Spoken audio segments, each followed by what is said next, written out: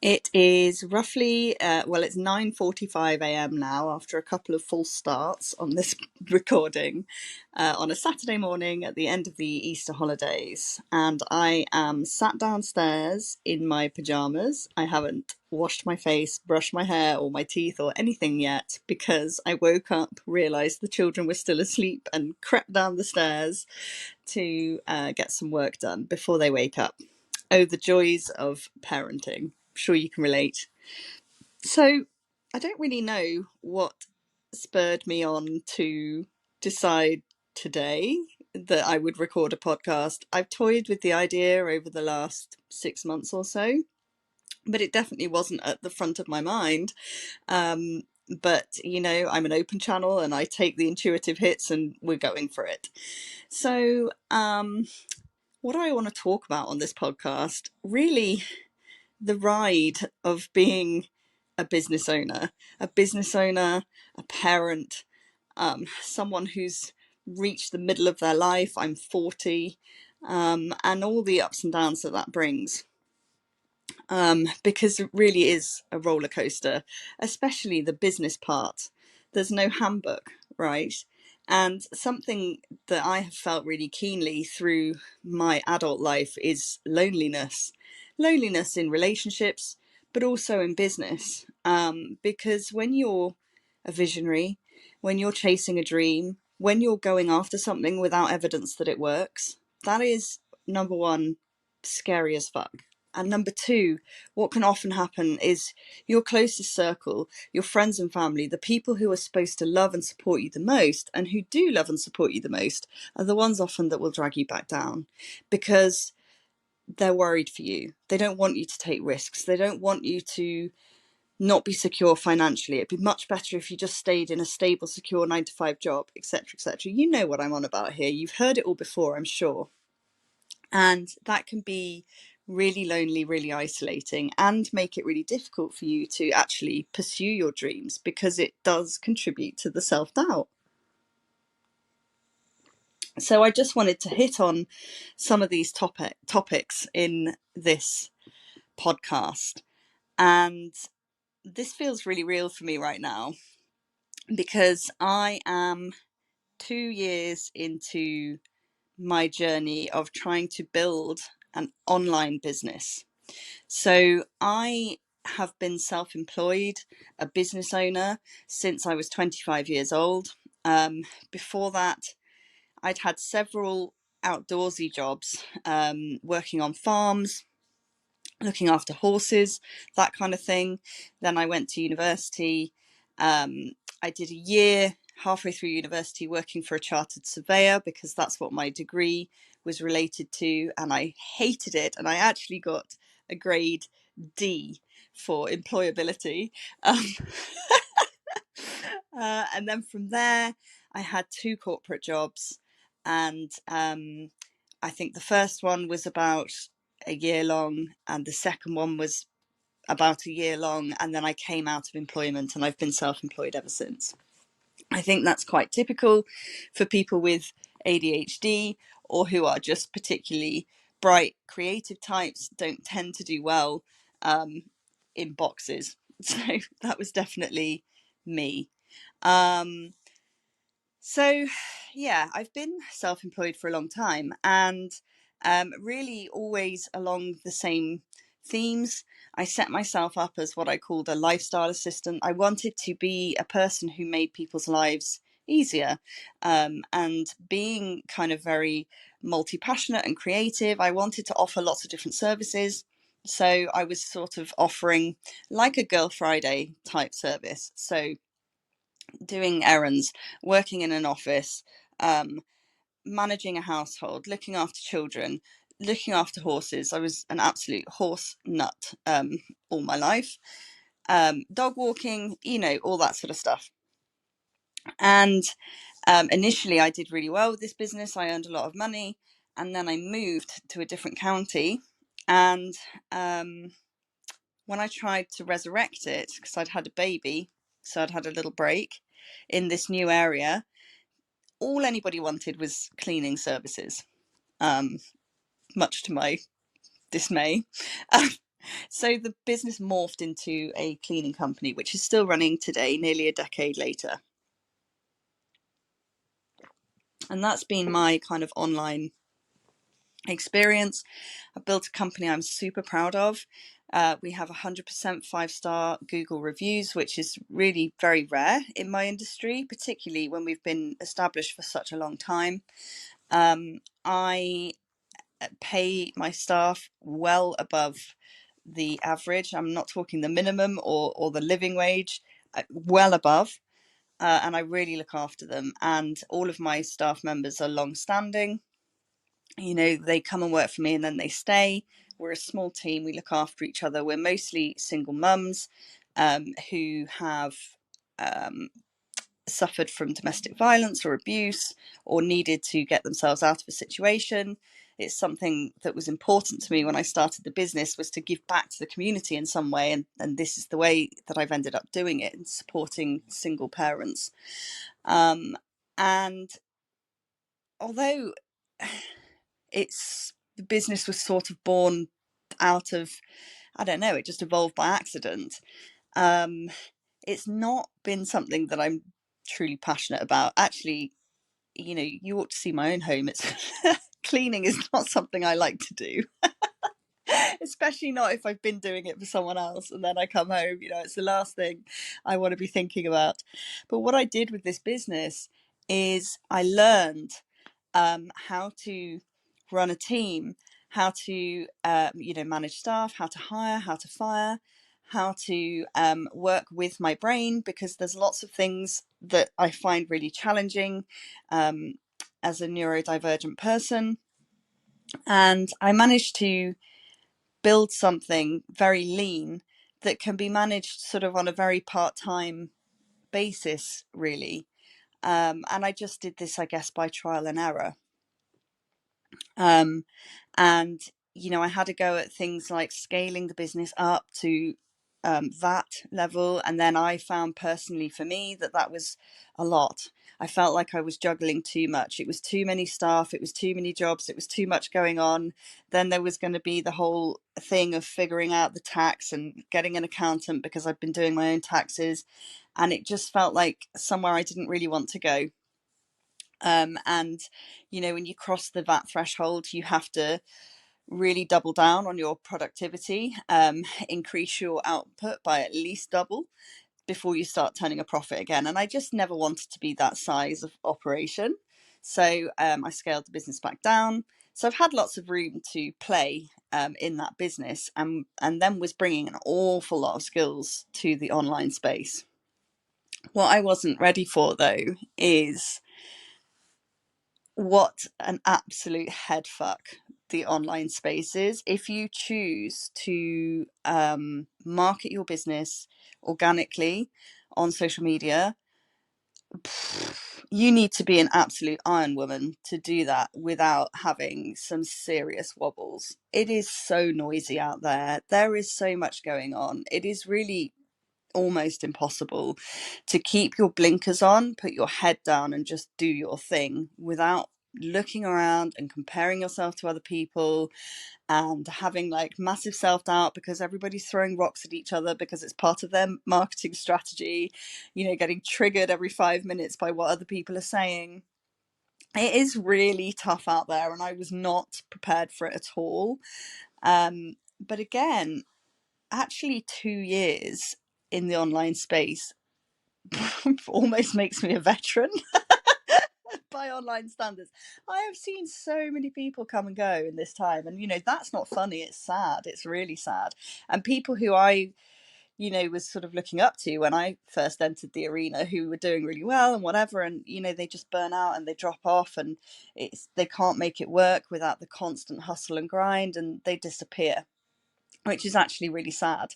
So I'm somewhat of a dinosaur by online standards. I'm just going to have a bit of coffee.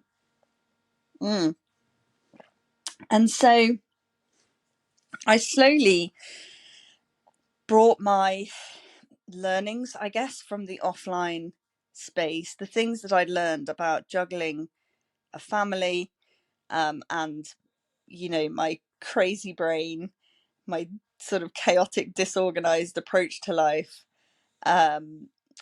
everything I'd learned running a business around those things I brought to the online space, and the Anti-Hustle Club was born because I noticed that, and this is just where I stepped into the online space, right? I happened to go into it via an ad to learn affiliate marketing, and I found myself in the middle of bro marketers paradise, right? So I was very much surrounded by that kind of patriarchal hustle grind, the 5 a.m. club, we all have the same 24 hours in a day, this kind of stuff, right? And I just think there's another way. I think there's another way. Everything works. Everything works. The important thing is to find what is aligned with you. So the Anti-Hustle Club was born. And again, this is just really my evolution and the things that I've learned through my time experimenting in the online arena. And again, making stuff fit with my brain, my lifestyle, and running another business. Because what I had going on was my offline business, my cleaning business, I grew whilst I was struggling with problem drinking. I was trapped in an abusive marriage. I had dreadful postnatal depression and subsequent bouts of depression. I had all this stuff going on. I separated from my husband 2 years ago, and I was totally unprepared for how much of a toll emotionally that would take on me and my children, which looking back seems so bloody naive. But honestly, I was just so done and desperate to get out, and I finally found the balls to do it. I wasn't expecting the emotional fallout, and of course, children do not see things the same way that we as adults do, and I hadn't thought that through either. So there was that. It's been a lot and I've learned a huge amount. So like I say, the Anti-Hustle Club was born, and what I've tried to do is just share with my community the things that I've learned along the way that have helped, and the things that I've noticed keep cropping up for me. So a big one is identity. That's a topic that I love to talk about, and perhaps we'll cover that off in another podcast at another time.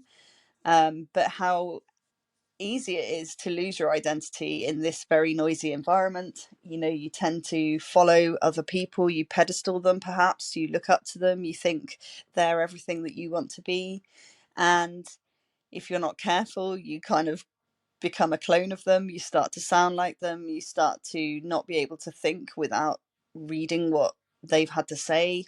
This is so common. And also other things, we have all this information at our fingertips now. Lots of people, for example, are getting diagnosed with ADHD in later life, and I've seen lots of people kind of trip over with this stuff, where something like an ADHD diagnosis becomes their entire identity, and it becomes disempowering, and it becomes like a bit of a crutch, right? So finding something like that out about yourself is huge, and it can answer so many questions, and it can really put some demons to rest.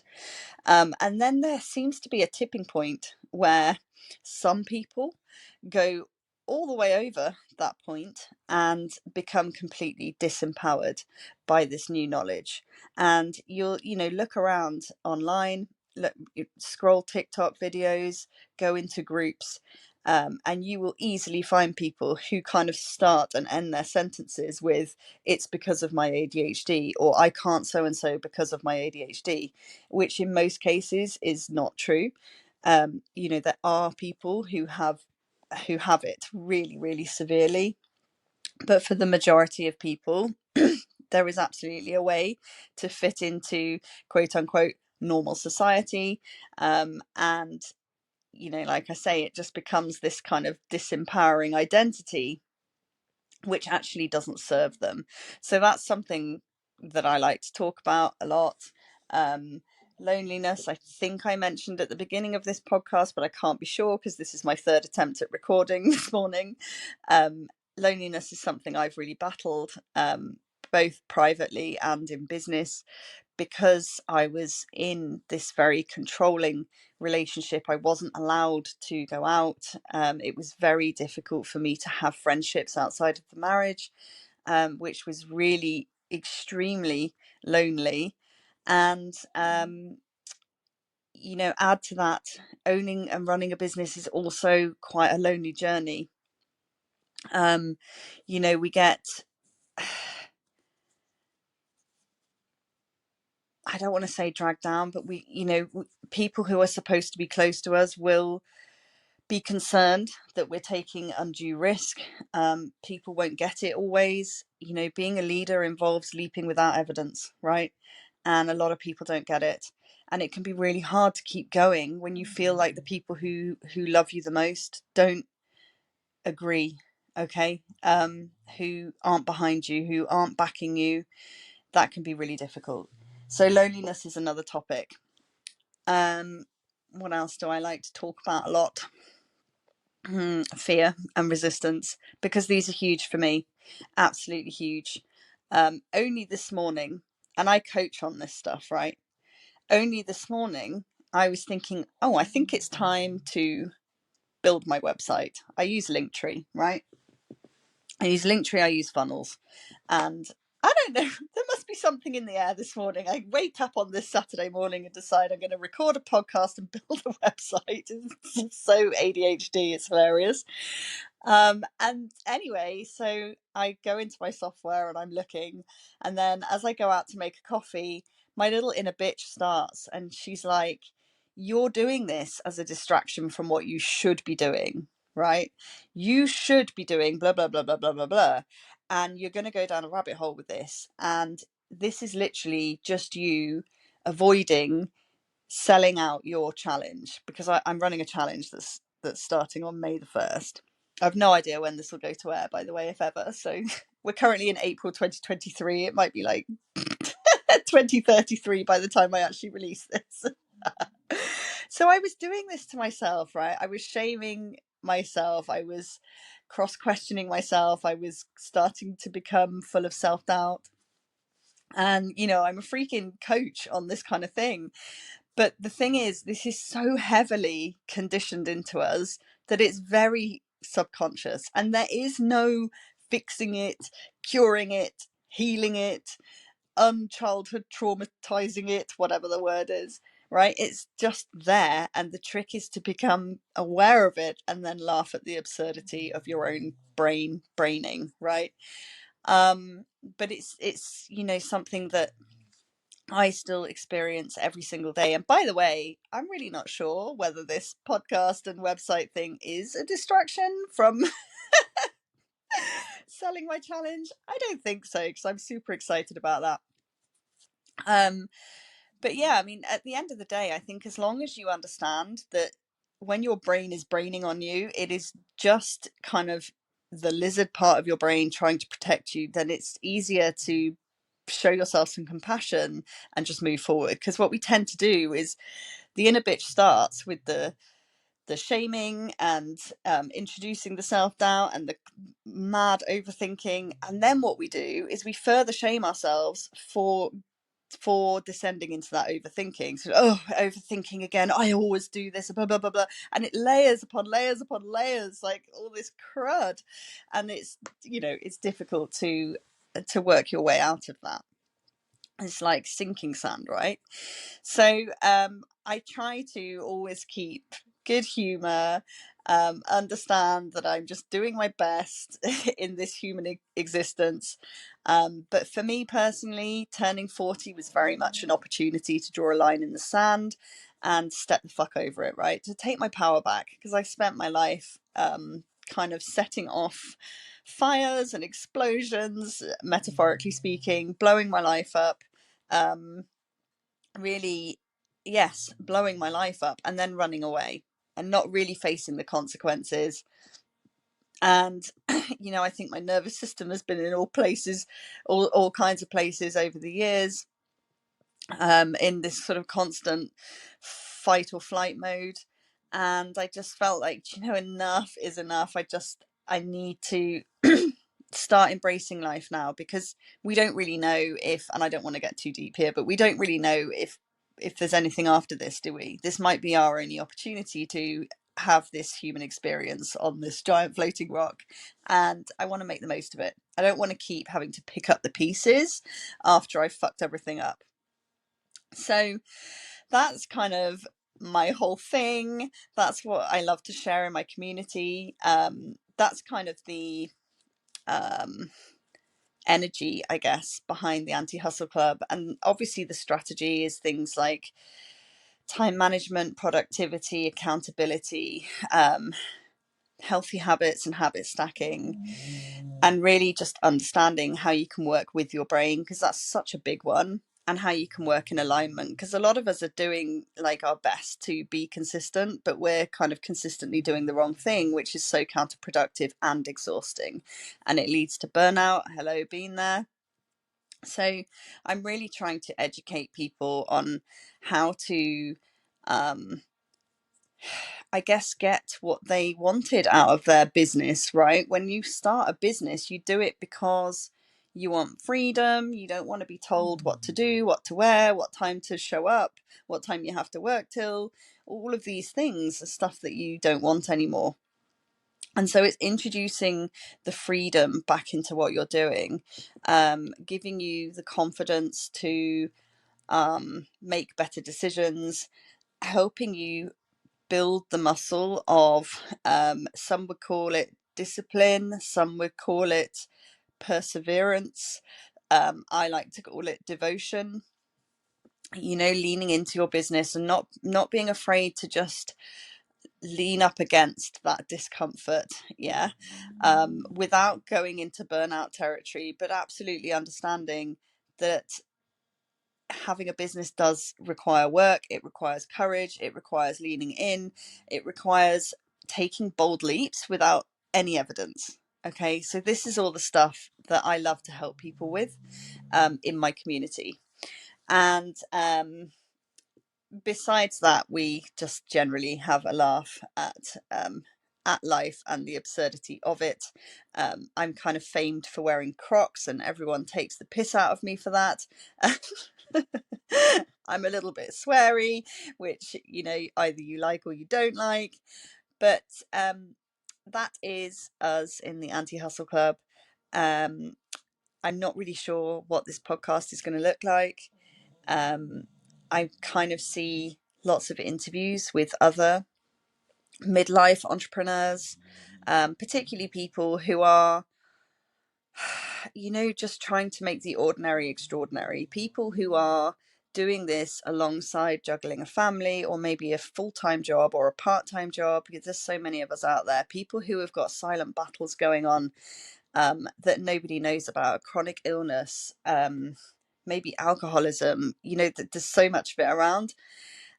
So I'd love to bring people like that on and have like real good chats with them. And I'm not really looking to achieve anything with this podcast. I just hope it's somewhere that you can come to and it kind of feels like home. You kind of feel like I get you and you're not alone, because you're not alone and I do get you.